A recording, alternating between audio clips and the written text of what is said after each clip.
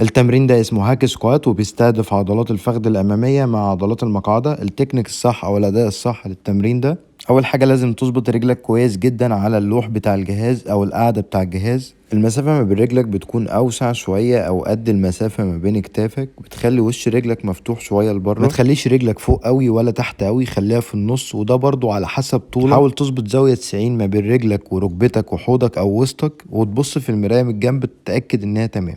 بترفع صدرك لفوق وبتقوي او بتنشف عضلات بطنك. مهم جدا ان ظهرك وخصوصا اسفل الظهر ثابتين على البنش، وركز دايما وانت بتتمرن رجلك او كعب رجلك بالذات ما يترفعش خالص من على اللوح، وجيب قوة الدفع كلها من كعبك. المدى الحركي بتاعك بتنزل لحد ما تعمل زاوية 90 ما بين رجلك وركبتك وحوضك، ولو عندك المرونة الكافية ممكن تنزل تحت زاوية 90 بشوية، وبعد كده بتطلع تعصر عضلة الفخذ الأمامية للآخر فوق.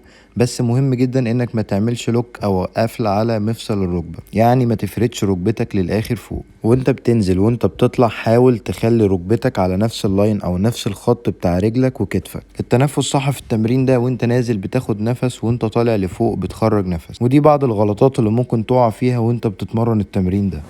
هنا انت رجلك تحت شوية والأداء الحركي مش أفضل حاجة ومش هيبقى مريح، وخصوصا على مفصل الأنكل. هنا انت رجلك فوق شوية وبيبقى فيه تحميل زايد في الوضعية دي على أسفل الظهر وفيه خطورة عليه. هنا انت مش مثبت ظهرك كويس على البنش وحالف تعمل إصابة لأسفل الظهر. هنا أخطر غلط ممكن تعمله إنك بتفرد ركبتك على الآخر وممكن يجيلك إصابة وقتي، وخصوصا لو عندك حاجة اسمها هايبر اكستنشن في مفصل الركبة، وللأسف ممكن يحصل حاجة زي كده.